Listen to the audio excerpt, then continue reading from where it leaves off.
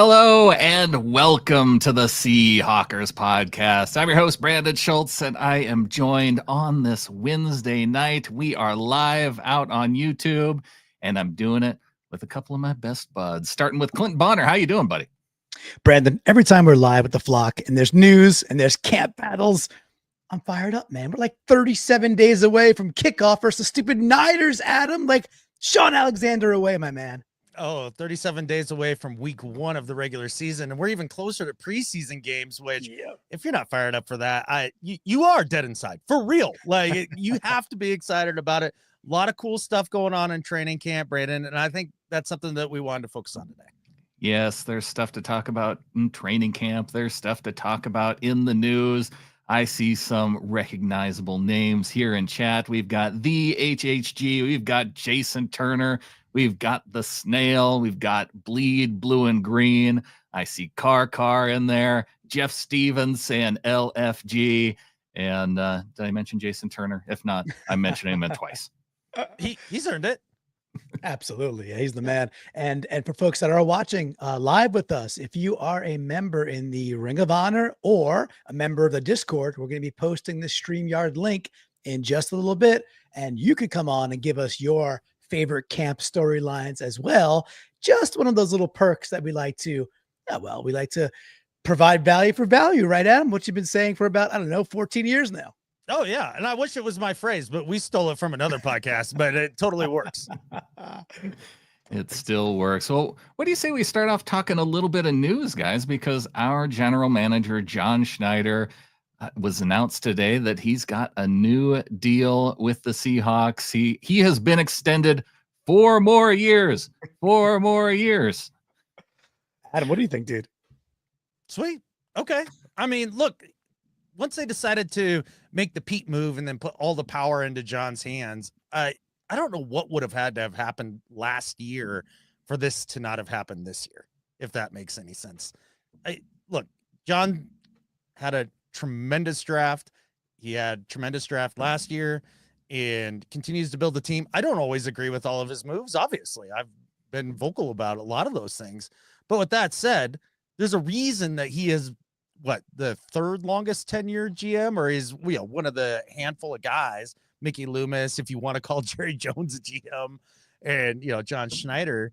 And you look at that and you go, man, he must be pretty darn good if he stuck around that long. And look, we've been a winning team for the vast majority of the years that he has been here. And overall, I've always felt like we're in good hands with John Schneider.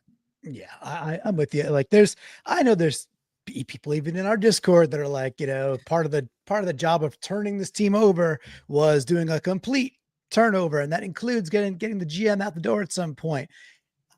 I just don't subscribe to that. And we put that graphic on stage, and not just the one with him with the belt, which is an epic picture of John Schneider, but his tenure via his record.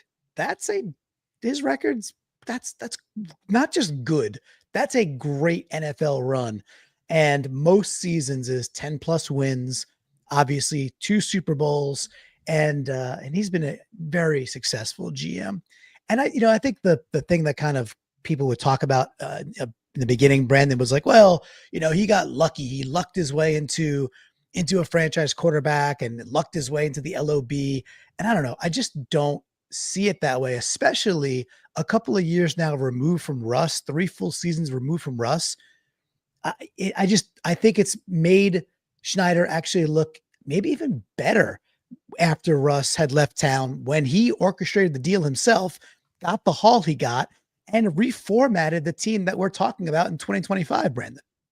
I think if anyone has a problem with this, it's probably because I think we're waiting for like one more prove it type year from John Schneider before you want to commit anytime long-term, because with the turnover with Mike McDonald, with the decision he made to bring on the offensive coordinator he did last year, like there are, and the offensive line issues, like, sure. And we keep saying, well, you got to hold somebody accountable for the offensive line, right? And John Schneider seems to be that guy.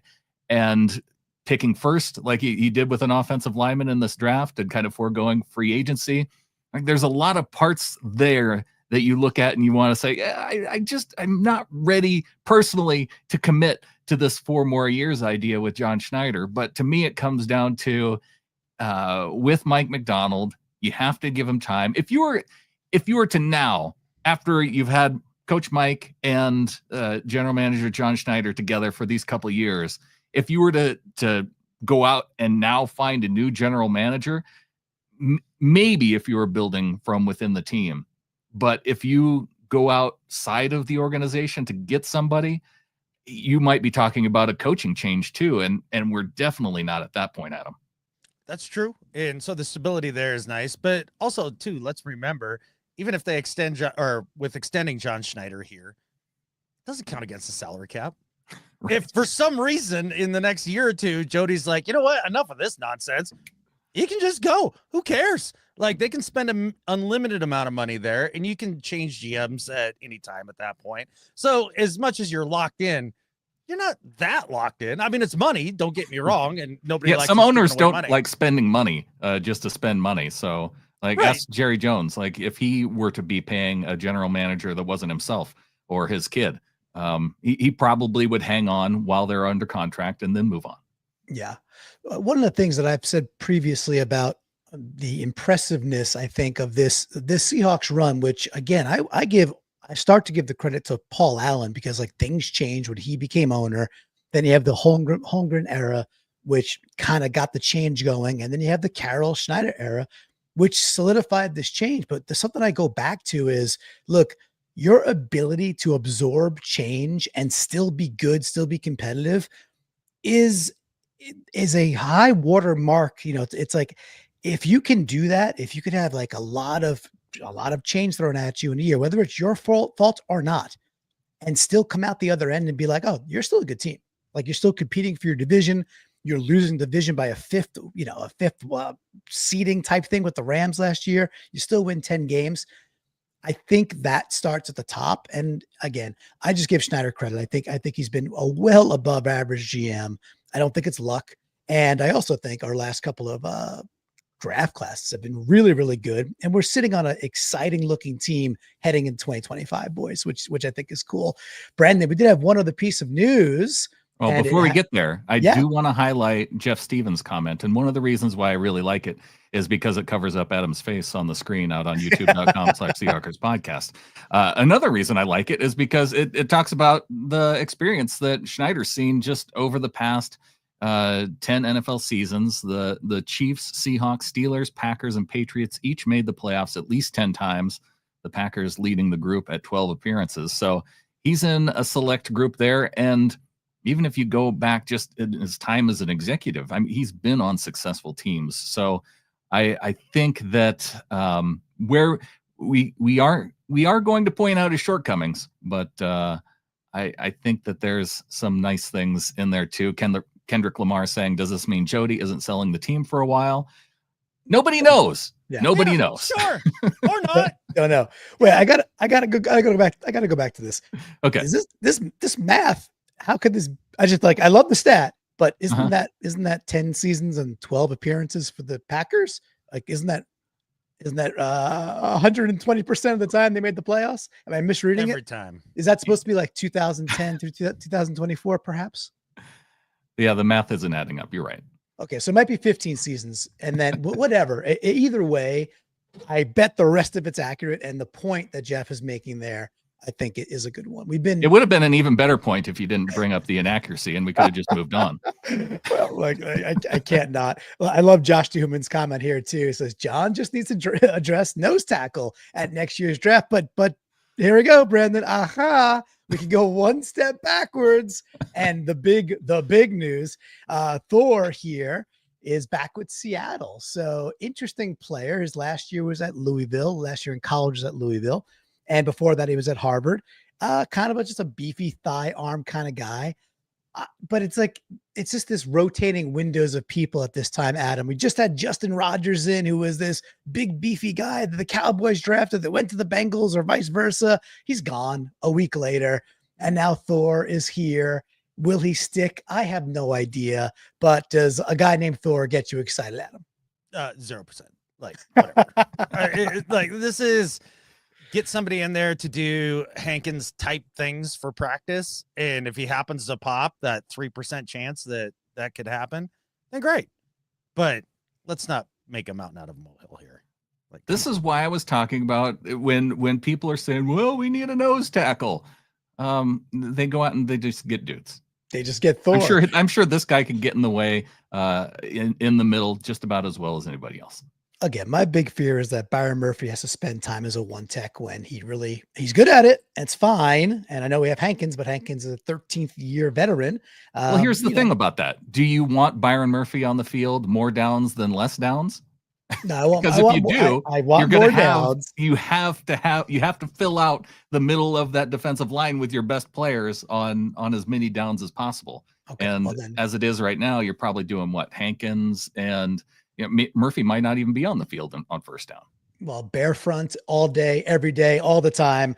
Get all those beefy boys up there. But all right, so we got a guy named Thor. Could be cool. Let's something to track. Let's see if he makes it a week or two and then heads into preseason games where we could watch and see if he's doing anything worthwhile. So we'll take a peek at that. Skipping here too, guys. I wanted to remind people because we got really cool comments on the Rawls interview, which was really, really great to see. All credit to Thomas Rawls. If folks have not seen it yet, I just want to point it back out there on youtube.com/Seahawks podcast. That's what the thumbnail looks like. Thomas came on. Adam haven't had a chance to, besides me and you talking on the cell phone, you guys talked about on the flagship. It sounds like Rawls got you fired up while you were driving, to and from the West Coast. Oh, 100%. And you guys did a fantastic job with the interview and kind of teeing him up and getting him going, because once that energy starts spilling out, like, it is so infectious. And I love Thomas Rawls when he was here and the way that he played. And it was just a treat to hear from him now and hear about what he's doing. And would love to talk to him again, because that was a lot of fun. Yeah, it was super fun. The newest flagship is out. I don't have my peepers on. What episode is that, Brandon? Episode? Know Your Rival, episode 470. 470. Wow. Been doing it for a while. It's very, very funny. If folks are not listening to to a Know Your Rivals like that, the do better section was absolutely hysterical. I mean, it usually is, but I was outside doing yard work. You guys had me absolutely cracking up. So funny. Plus, we got to crap on the 49ers for an entire episode while you guys were balanced. You're like, you know what? You've been fooled before, but you think they're going to stink and they're good. Let's hope we think they're going to stink and they stink. So go check that out. And then we will bounce here real quick, guys. Put out a YouTube poll, which goes right along with our main topic. So we'll get right into the main topic. And that is the biggest kind of camp storylines that are giving us the fizz, filling us with the hype. Some might even say giving us a little goose. So we put that out there, and we had 4 different folks available for that. And that was, let's see, again, without my peepers, I got to go bigger here. We had Elijah Arroyo, Gray Zabel, Jalen Milroe, and Tori Horton. So of those rookies, now that the pads are on, which rookie are you most hyped about? Adam, who came out on top, and do you agree with the flock here? Are we talking about for this year or for the next 5? This is like not even. It's like, who's got you juiced right now? NOW, like right now. You've seen a couple of padded practices. How are you feeling in the moment? Yeah, well, I haven't seen the practices personally, but Sure. And it sounds like they went out there and stretched and had some conversations on the field today. So that's Today, yeah. But with that said, yes, the Flockers got it right here. It's got to be Zabel, with the idea of we have struggled for so long on the interior of that offensive line, and he is the big swing. And I'm going to talk a little bit about more of that later. Nice. How about you, Brandon? Did the flock get it right in your eyes? I think so. I think Zabel is the guy who fills the clear need right away. In terms of excitement, Arroyo, I could see him being a big play type of guy. Like, at least he's catching the ball and a playmaker. So there's, I would slot him at number 2, and then Milroe a little bit further out long term. Yeah, makes a ton of sense. All right. So that is, and of course, we put these out on YouTube, youtube.com/Seahawkers podcast. We try to do like 2 to 3 polls a week. A lot of fun, gets a lot of great interaction. And if you're paying attention, following the bouncing ball, even if it's an oblong ball, we try to tie the poll into what we're going to discuss, so it's actually relevant. So what we're talking about today, boys, is This is the hype. This is what has got us, the storylines that have us the most fired up right now. I don't want to begin. I want to pass the baton. Guys, you decide who wants to go first. What is your story? The number one that has you most goosed and fired up as we speak.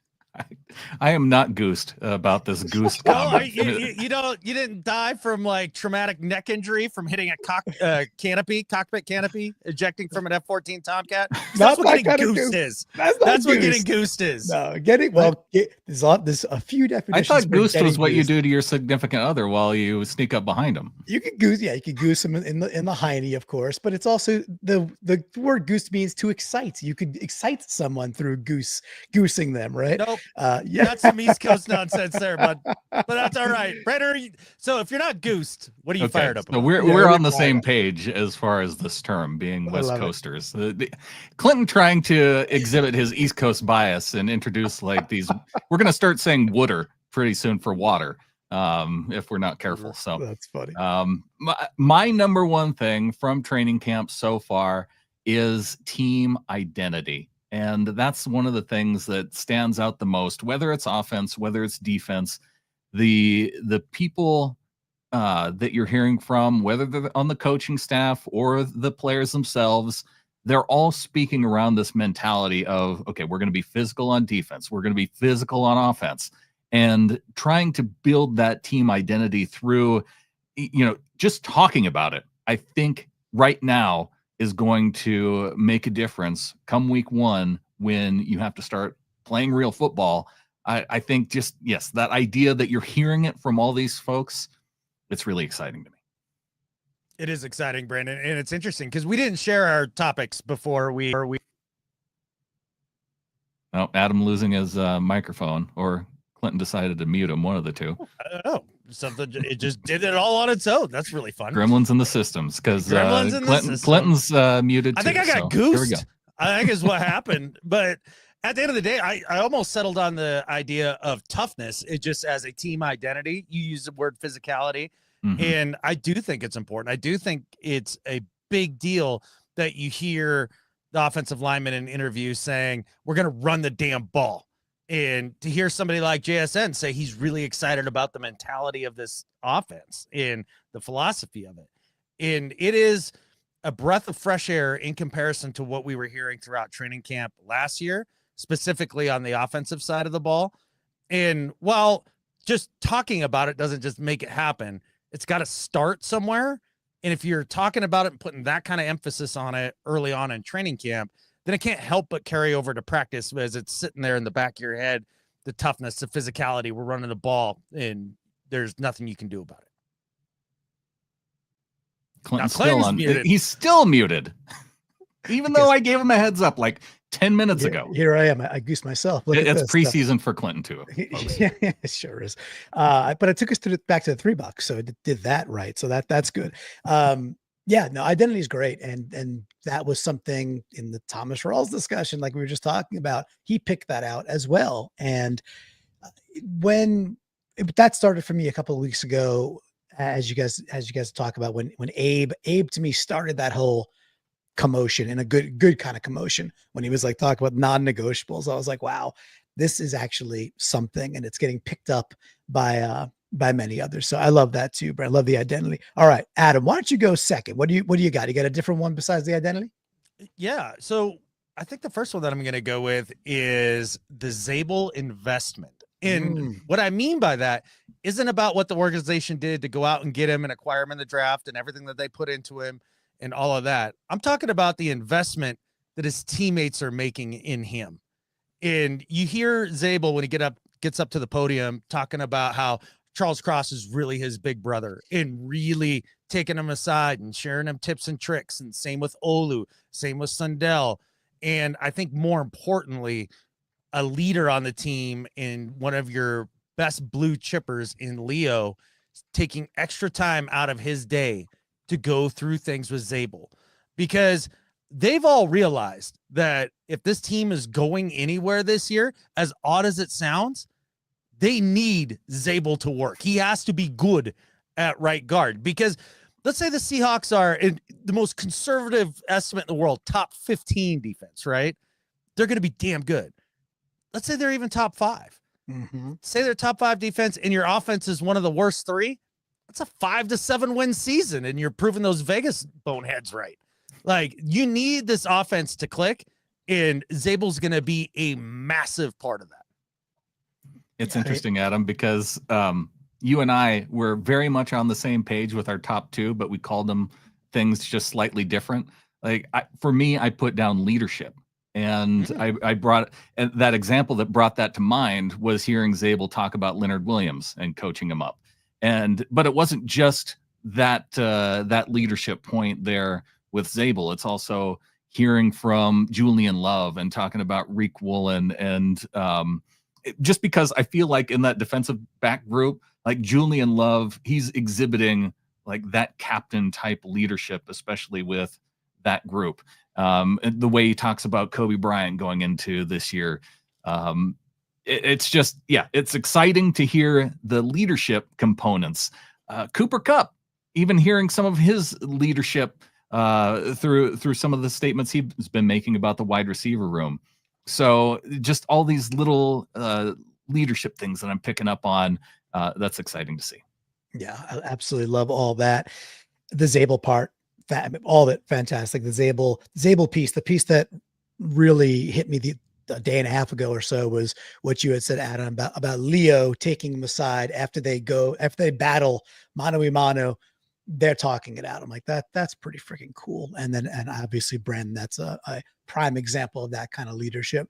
So really, really cool that this, I mean, Dave Bloomquist is in our Discord. He's a longtime flocker, and he, continuously points out that Zabel did not play at the highest level of competition.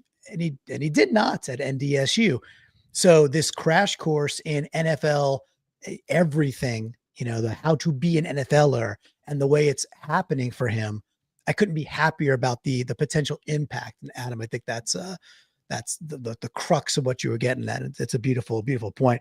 Brandon, you mentioned Julian Love, you mentioned Kobe Bryant. So it's a good segue into my favorite, most fired upness so far. The thing I'm most goosed about, boys.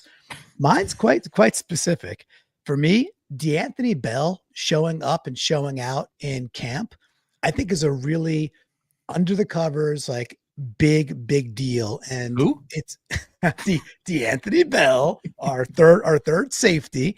And the reason I think it's really important is because Rayshawn Jenkins played something like 35% of the snaps last year, or the Seahawks had 3 safeties on the field. The Rayshawn Jenkins was mainly healthy. And when he's on the field a third of the time.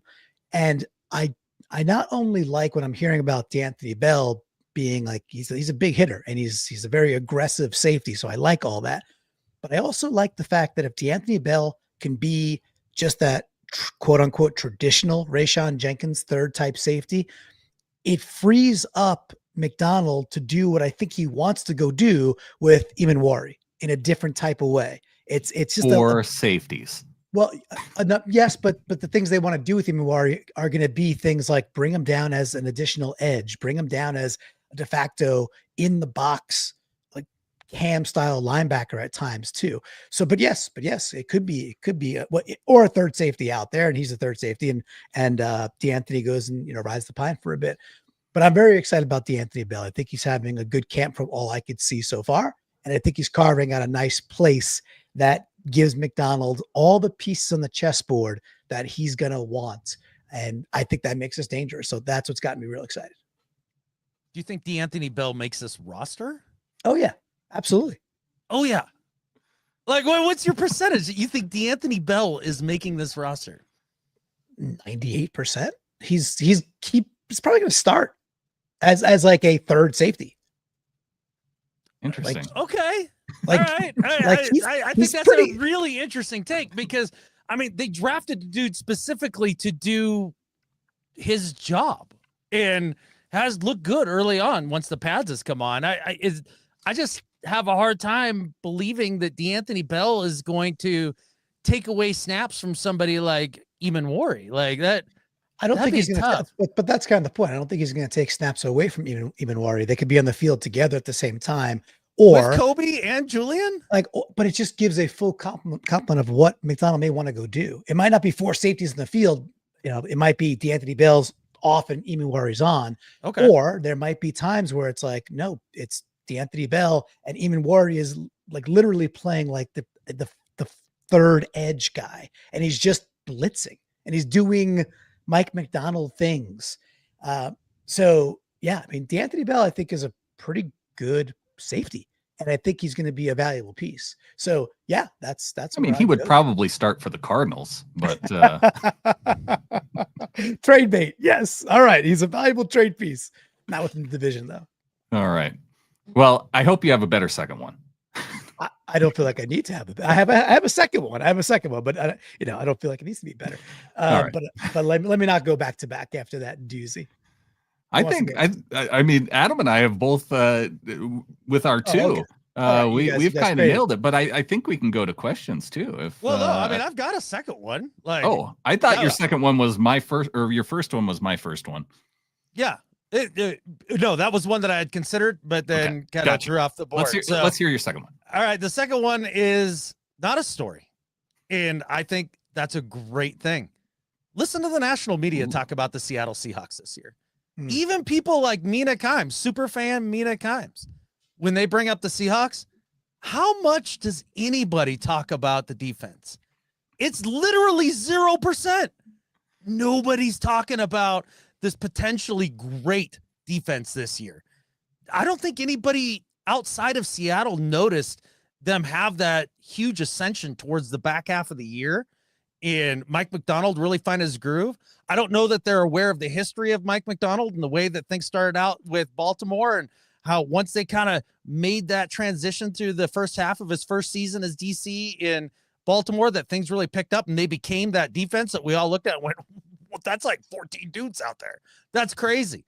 And I think that the fact that this is flying completely under the radar. I mean, it's not even, this is stealthier than the new B-21 bomber out there. Like, it really is. Nobody's talking about it. I think that's a tremendous asset for the Seahawks going into the season. I think there's going to be a ton of teams sleeping on just how amazing this defense could be. I love that. My perception's different, and I think it's because I listen to a lot of the local Seahawks, guys and girls, right? The others doing our thing out there. Listen to a lot of that, and I think you listen to more national type podcasts and like NFL wide type podcasts typically, and so I just don't listen to that very often unless it's like Bootleg is really one of the only ones that's kind of a full all 32 team. So is that the case? Is that kind of the pocket of stuff you're listening to on the national level where they're covering the whole league and they're just like the Seahawks defense is cloaked, like you're saying, nobody's noticing it? Is that the kind of level so the listeners have a good vantage point of where you're coming from? Yeah, absolutely. I'm not talking about our local guys and, the dudes on 710 or Cairo or whatever, or any of our other fellow podcast brethren in the Seahawks realm. I'm talking about the people that are on ESPN on the regular and Fox Sports and, Barstool and all that stuff. They bring up the Seahawks. They're like, Gino and DK. So moving on. And like, that's it. Yeah. Very vapid, very, very thin layer of coverage there. And it's a little shocking, Brandon, because we ended up as around the top 10 defense. And in some stats we were, but also the pedigree of like, it is Mike McDonald's second year, first half of the year, struggled, changed linebackers, got good. And going into a second year, I don't know about you, Brandon, I've seen this story before and I kind of like where it leads. And I think Marlon has a point here. This is one that I was going to bring up in saying that it's all about offense now these days. So a top defense doesn't move the needle. And I think it is missing half the game, but it's also, there's not fantasy sports around defense. And so I think a lot of the national audience, while they might not focus on fantasy specifically, I think it's more of a focus around the top offenses. And because the Seahawks have kind of moved toward, hey, we're going to run the football. I think that's another reason why people don't talk about teams that are really excited about running the football. Okay. I don't disagree. I think that's the why. I think Marlon did nail it for sure. We've got the snail coming in saying the real hype train boards during the first preseason game when Milroe steps on the field against a bunch of future used car salesmen. How about you, Clint? They're insurance Salesman. Right. I haven't heard from you, Clint. How are you? How much are you excited about this first preseason game and seeing our third round quarterback out there on the field? Yeah, I'm extremely excited. Probably just as much as last season, and probably even a bit more from the excitement level of what I think we're going to get out of the preseason. And it's not just Milroe. Milroe will be totally so fun to watch, and getting him out of the VMAC and into real games where it's like, yeah, you're going to see him take off and, make breakaway plays with his legs when things break down, and then still see how he throws the ball in the pocket, which, Adam and Brandon, you guys have been on way before others, being like, no, he actually can do it. And he's actually pretty good at it. And you guys have a great video that folks can go check out. That was a Milroe breakdown you didn't do all that long ago. But I'm really excited for the other battles too, just that. And it's like micro battles at right guard, battles for wide receiver 3, battles for, third linebacker, battles for third safety when DeAnthony Bell captures that. So no, I'm very hyped about this preseason. I think it matters a ton. We're a very young team, guys. We're still quite young, and the preseason matters a lot. And we're pretty deep, I think, too. So that's where a lot of the real tension is going to come from in a good way. I see Adam looking around and his microphone going on and off. Yeah. Okay. Number one, that's happening. And then this thunderstorm just came. Is that hail? Is that rain? What is that? Yeah. Is that Can you hear this nonsense? Oh yeah. Yeah. Oh, no, you're not going to lift that. Yeah. The thumps, they sound like fucking cantaloupes, dude. I don't know. I don't know what's going on here. Of all the things, it had to be cantaloupes. Terrible. Which is fun. All right, so I have my number 2, right? My second one, and I think you'll be a bit happier with this one, guys, in the sense that there's no way he's not making the team, barring something stupid happening, which I won't say.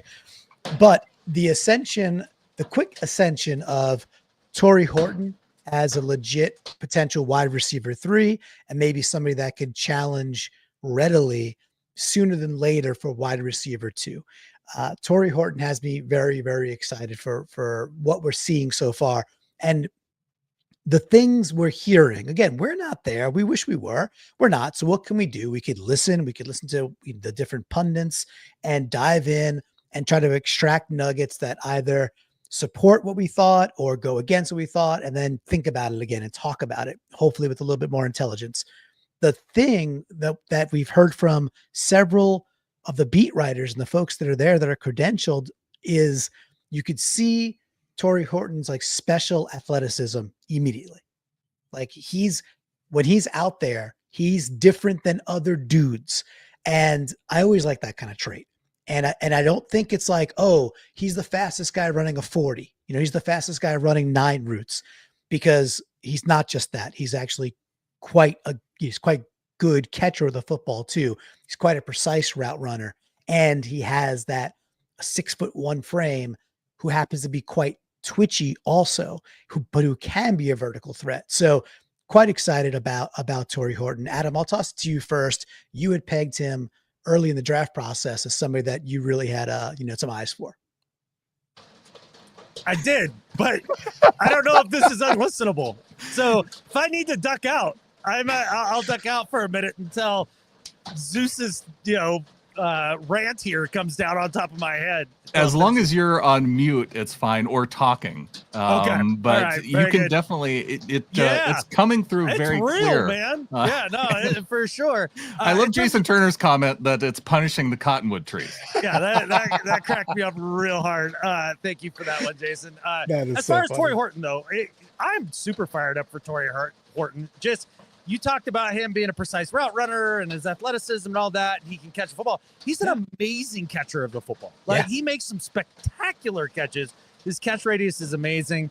And if he can take the MVS spot, I think that's going to be better for our team. And I'm not even hating on MVS. I think he's a quality NFL wide receiver. And I just think if you can get more than that out of Tori Horton, it's going to be even better. Yeah, I mean, MVS is no DeAnthony Bell, but if he can make the team, that would be great. I'm excited about Tor. I think you're spot on, because if he is able to make the team and play like significant snaps, it's kind of one of the pieces that the team needs. It's the reason why they went out and got MVS. And if he can show up early as a rookie, it's pretty exciting. Hi, Amy. Yeah, hello, Amy. There she is, Amy Holmes out there. One of our favorite flockers, of course. She's always in our Discord. She's an awesome person. And I love the fact that when I travel west, I often get to see Amy, and that's just cool. So hello, Amy. What do you got from Ryan there, Brandon? Oh, Ryan's just saying, if we have a good season, be ready for the Geno and DK haters to say that they were right. I can't wait. Yeah, that's actually pretty funny. We'll see. We'll see. I as time wore on, to me, the clarity around DK to me was, by the time it got to the point of, are we going to pay him $30 million or not? It became pretty clear. The answer is going to be like, no, we're not going to pay that type of wide receiver, a very good NFL wide receiver, who is not great at contested catches, is not great in the red zone. We're not going to pay him 30+ million. And therefore we made the trade. But I like the point. It's a good one. I did see this too from Marlon. I like this because it goes back to a little bit of the hype and goes back to our draft, saying we draft 3 guys that, if not for injuries, they would have been way earlier. And of course, one of those is Tori Horton, getting him in the 5th round, when most people, because I think he had that ankle injury, right, that kept him out for quite a bit of his last year at CSU. Most draft experts had him as a very solid 3rd round pick. And in the realm of wide receivers, 3rd round still quite high for wide receivers, because, Adam, as you've discussed before, the sheer amount of talent that has come into the NFL at the wide receiver position over like the last, 4 years, I think it's got to be all-time high in terms of how much talent infusion there was at that position. Whoop. I was slow on the unmute button, but you're right. There is a ton of talent that is flowing through the league at the wide receiver position. And that's why I can't understand the salaries that you see guys get these days at the wide receiver position, especially in a league that's going to transition more towards running the football, as we've been seeing here. And this shit's getting biblical up here, man. Like, yeah, crazy. Yeah, if you need to duck out just to like batten down the hatches, then maybe you should do that. Fortunately, I saw the Thunder Boomer coming in, and so I already took care of the things that I was at all worried about. But oh, good. Yeah, man, it just turned to midnight out here. Do you, Brittany, and Ollie, or Ollie, any of you have access to a raft of some sort, or an ark? You may need an ark. Do you have access to one? I have a raft, and holy crap, I think the roof is actually leaking. Oh, I gotta go. Bye. Bye. All right. Well, let's give our prayers. Let's pray for Adam's roof. Yeah. And all that dwell inside it, right? So wow, that was something, because I'm sure it's stormed before when we've been live, right? I mean, it must have all the times we've been live. I don't know if while we've been live, if it's been quite that much. Well, not like that. Yeah, not that heavy. Not to where we see Adam shaking his keyboard off with water. Oh, jeez. I don't think I've seen that before. No, well, best of luck to everybody in that abode. Wow. Well, so Brandon, those are my 2. I think they're really fun. And I think we're still kind of just getting going, but it happens fast. Like, when's the first? I know they have the fan session this Saturday. It's not a mock game anymore, but they definitely simulate lots of 11 on 11. They play in some capacity, but it's not a mock game. When's the actual first preseason game this year? I haven't looked in a bit. Oh, it's tomorrow night. Well, not for the Seahawks, but the Hall of Fame game's tomorrow night between the Cowboys and the Chargers. Okay. All right. To start to, scratch that itch. And then how about for the Seahawks? Is that like another 10 days off still or something? Let's see. We got Seahawks, and it's going to be the Raiders, because Pete Carroll come to town, and that is coming up August 7th. So yeah, we're just about a week away. Sorry, I don't know if you see Jason's comment. I don't know if I about Adam. Yeah, I did. I already put it up on screen. Oh, you did? Sorry, yeah. that is so funny. And if we missed this one too about the Acid Queen for maybe wishing nothing but the best for Brittany there as well. So, holy crap! Marlon is pumped to see the Oots. I am pumped that we're doing a live show and wacky stuff is happening while we're live. It's one of the fun parts about doing the show live. Also, responded to comments like Jeff Stevens. He asked earlier, can we talk about SI's article about Sam Darnold being predicted to lose the starting quarterback job with the Seahawks blog post? And the one thing I'll say about this, Jeff, is that just somebody having a prediction, one, is not news. It might be blog post worthy, but hey, if this happens, because I think one of the things with this is that maybe we're predicting the best case scenario, right? With Jalen Milroe being the 3rd round pick, say we see some super exciting things through preseason. I'm already hearing people talk about and drawing the comparison, right, to Russell Wilson in his first year with the Seahawks. Now, he only had to beat out Matt Flynn as the starting quarterback. Jalen Milroe has to beat out like a legit veteran who's played more than just a few games of NFL football. Yeah. My comment on this is I saw some great ones down there. Like this is kind of silly season stuff. And it's great. It's a fun topic, Jeff, especially for a live show. Brandon, do you remember when we were not even kids, but when we were teenagers, the prestige that was Sports Illustrated? Like what it meant to be in Sports Illustrated, like what it held. And now this is what they're reduced to, this kind of dribble. And I realize it's more federated and all that stuff, but clickbait garbage about Darnold losing this thing out. It's just like, it is exactly that, clickbait garbage. So right, and it's not tied, and that's I think the reason why you refer to it in that way is because it's not tied to any report from the team. Right. It's someone saying, I predict this to happen, not having any kind of background knowledge or something to base it off of. It's just, I think this could happen, and let's write a blog post about it. Yeah, exactly. So, but still a fun topic for the live folks. Why not? All right, I got one other one here too. Yeah. Marlon saying prediction of run pass ratio by the end of the year, Clinton. So more than last year, more run than pass from last year for sure. I think it's going to be somewhere. I think we're going to pass more than people think because we're effective, because we'll be effective with the run game and actually be a pretty effective offense in general with an effective defense.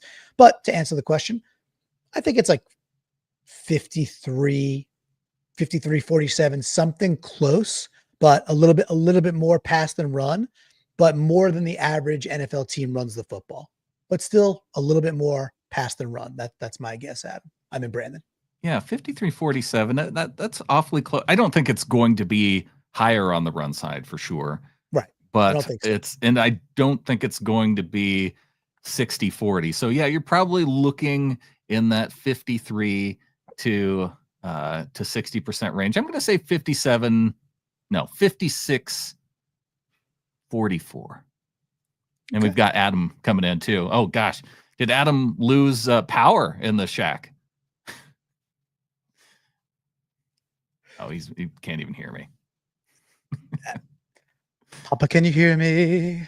He's trying to put his earbuds in. Yeah, no, I was trying to put the earbuds in so I could give you a Jim Cantori live look at the freaking nonsense that's going on out here.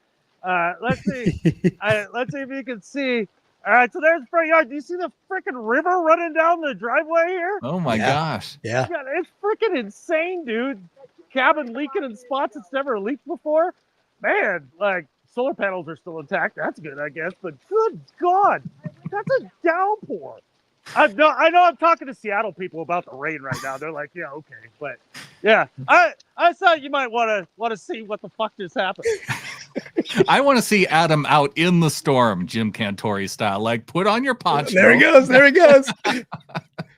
Wear a Rams jersey in the snow. Do the 40. That's for the old school people out there, if you know that one. We're going down into the water. Well, Jim, we lost you live there, buddy. we lost your mic, buddy. We lost your mic. Okay. Well, anyways, I hope we're still alive tomorrow, and I've never felt so alive. This is great. Yeah. Stay safe, Adam. Yeah. Yeah. Maybe. We'll see. I think that's what you're supposed to say, right, to the people out in the field. I think that's it. Stay safe. Yeah. Stay safe, stay dry, stay warm, all those things. Stay goosed. Maybe that's what we really should be saying for this episode, Brandon. Stay goosed. And I think with that, There's only one thing left to say. go Hawks. Go Hawks.